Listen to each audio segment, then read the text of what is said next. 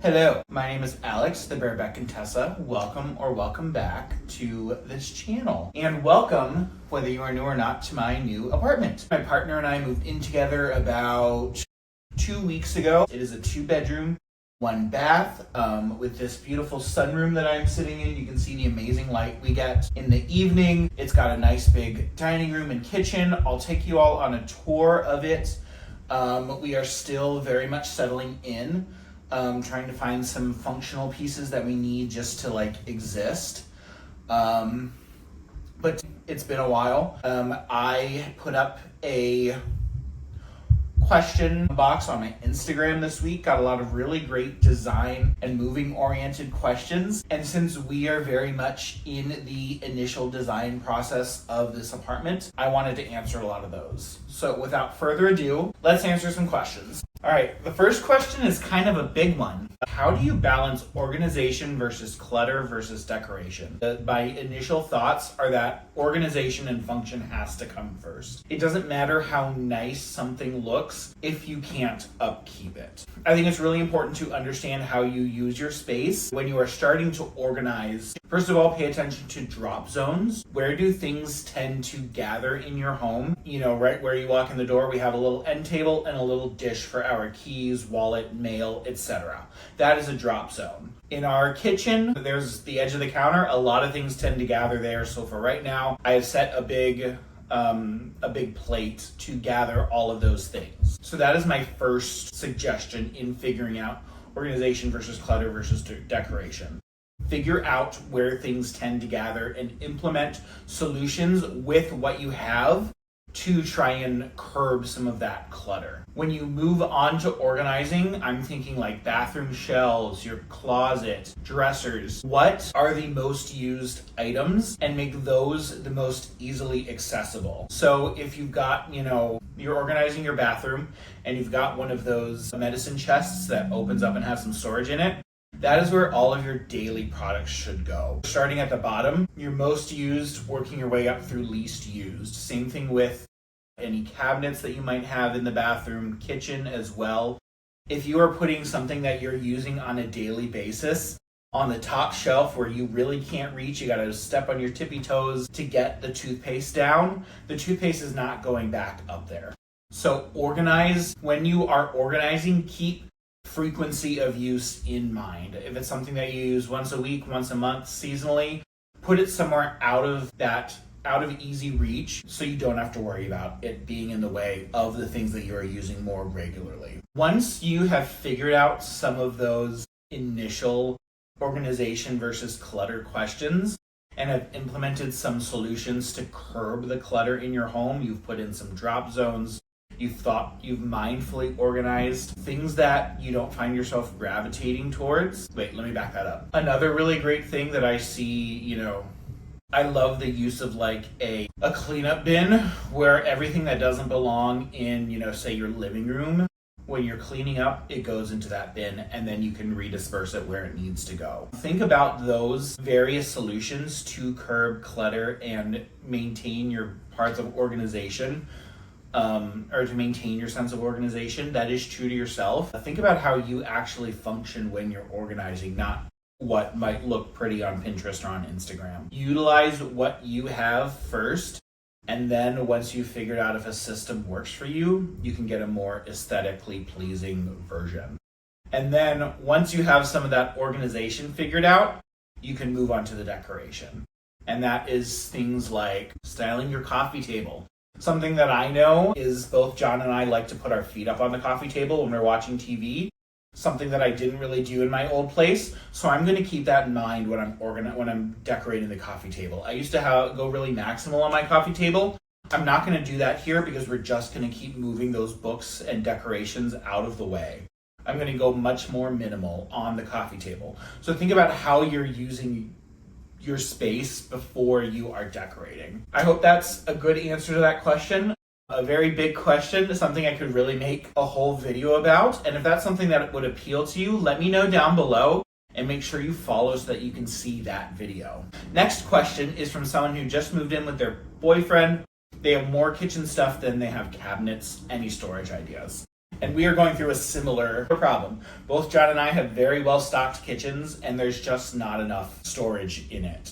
Two of the big things that we did to help organize our kitchen have to do with working vertically. We took advantage of a kind of narrow space of wall and got a tall ladder bookshelf to organize some of our prettier glassware and bowls and serving dishes and things on, so that we could get them out of shelves and get them on display. That is one way to help with organizing your kitchen when you have too much. Think of atypical pieces like a bookshelf that you can use to style, or floating shelves. Really nice things can you get out of your cabinets and get them on display? In that same vein, we got a pot rack that hangs from the ceiling so that we can get all of our pots and pans out of one of the cabinets. That is not only going to make, looking back at the first question, not only is that going to make organizing so much easier because we're not going to have to deal with that dreaded very full shelf of all of our pots and pans. Right now they're not going back into that shelf because it's such a pain to put them back in the cabinet.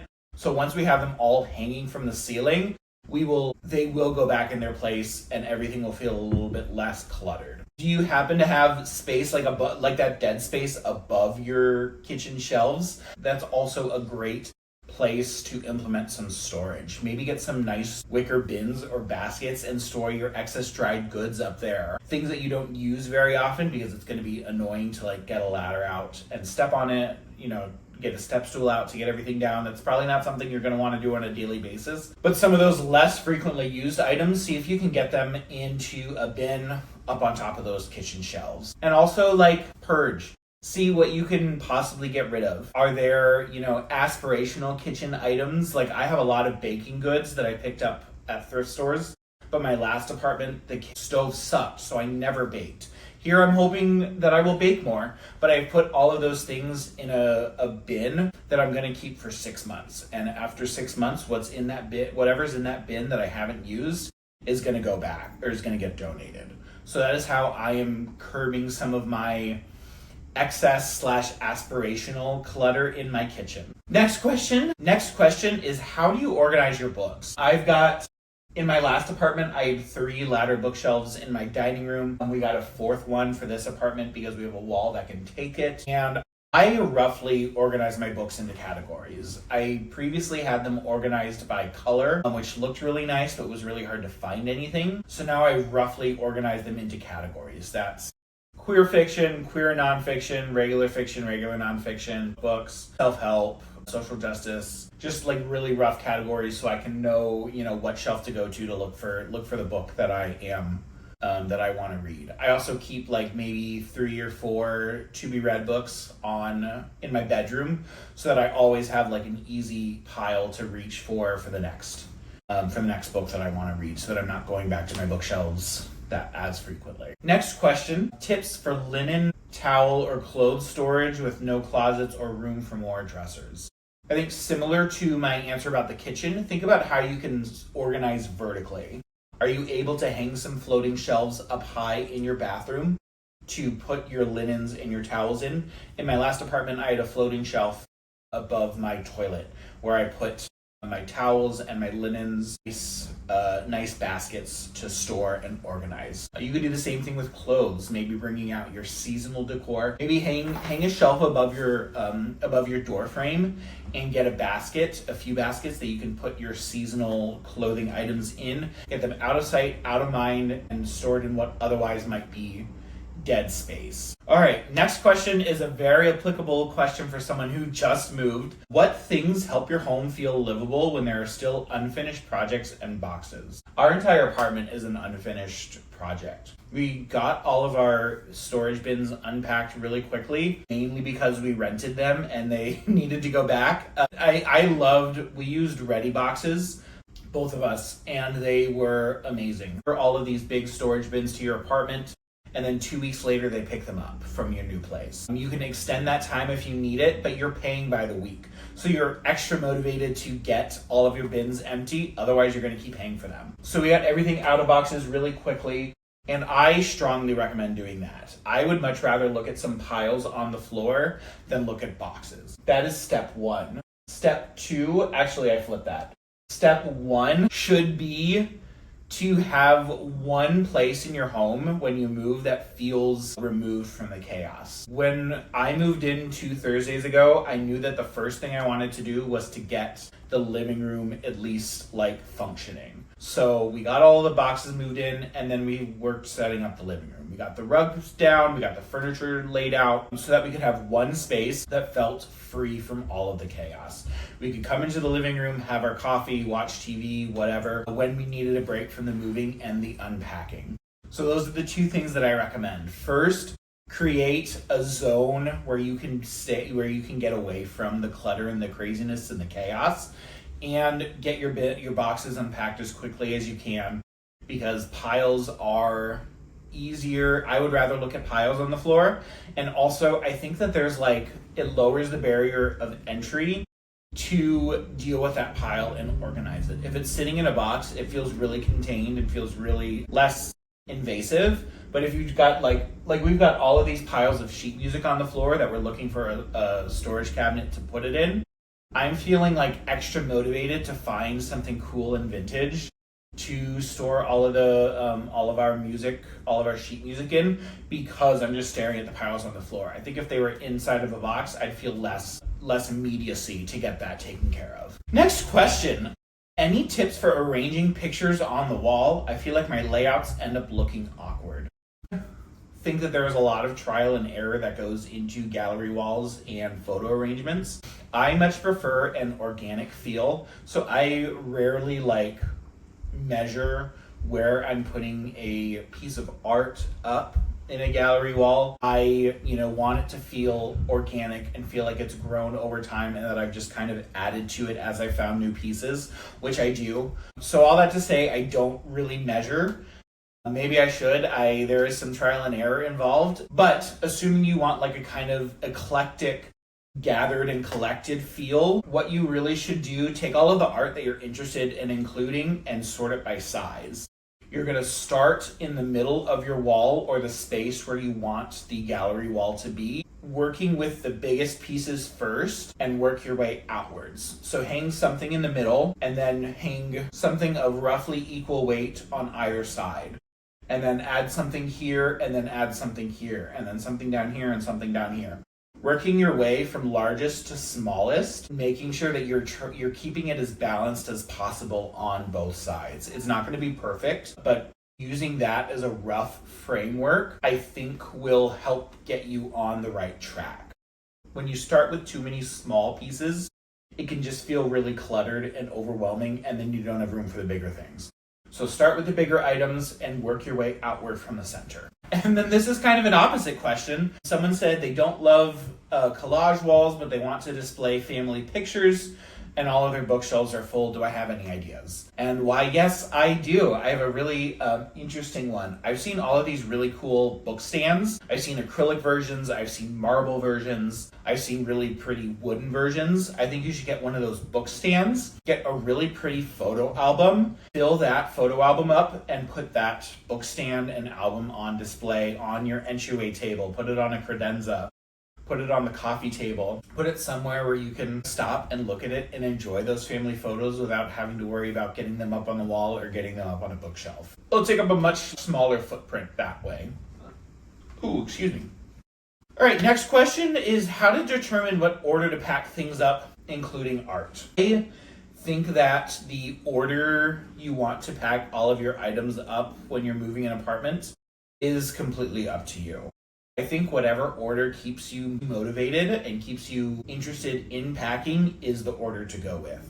I went room by room because that was what made the most sense for my brain and felt like I was achieving the most when I could say, okay, the living room is completely done. I'm starting on this wall in the dining room. I've got my bookshelves all cleaned. Okay, great.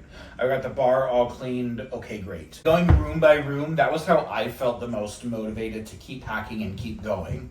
I took all of my art down off of the walls first and packed that up because it was a thing that took me maybe 20 minutes to take all of the art off the wall, but it felt like I was making like really great progress. Yes, it made it feel less like my home, but like that was kind of the point. So once the art was up off the wall, I felt much more motivated to like keep going and keep keep packing. So ultimately, I don't think there's a right or a wrong way for packing up your apartment, but whatever way keeps you motivated and keeps you interested in doing what needs to be done is the best way. Next question.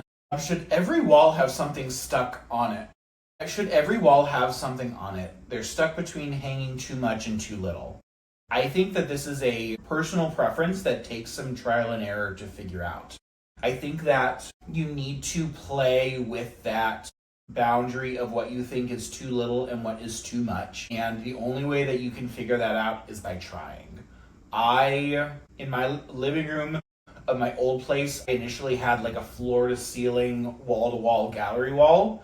And it started to feel overwhelming. It started to feel like too much. There was too much going on. So I slowly took pieces away and added some back and rearranged until it felt really balanced. And I think that is the key. You have to, if you spend all of your decorating time afraid of going too far or doing too much, you're going to always do way too little. So you really have to kind of push yourself to both extremes to find your happy medium. And it takes time and trial and error. Put something up on the wall intentionally. Don't just, you don't necessarily need to fill a wall just because you feel like you have to, but use that intuition that you have. Do you have something to hang up and you're trying to find a space for it? Or are you just trying to fill a wall and you're kind of like looking for things haphazardly? Find the balance of too much and too little, but you have to try to figure that out. How to make a dark and moody living room next to a bright maximalist kitchen. How to make it feel cohesive. I think you can do that through color palette. I think color palettes are the easiest way to make two spaces or a whole home feel cohesive.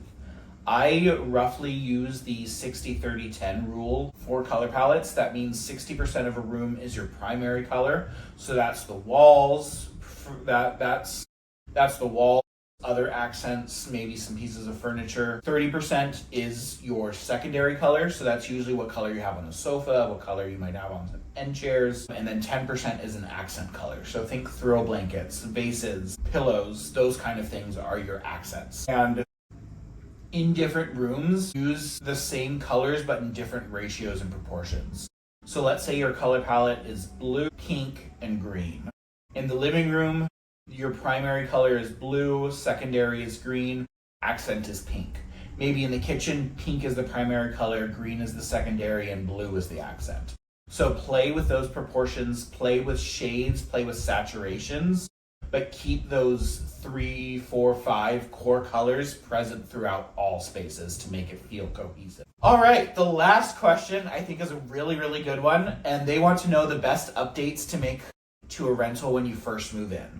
There were 2 things that John and I did within a couple days of moving in as far as like upgrades go, and that was changing our toilet seat and changing our shower head. Those are 2 things that you spend a lot of time with. You spend a lot of time in the bathroom. So having new and better versions for those 2 items immediately made the space feel like ours. All right. Those are all of the questions that I got on my Instagram this week. I hope some of these were helpful for you.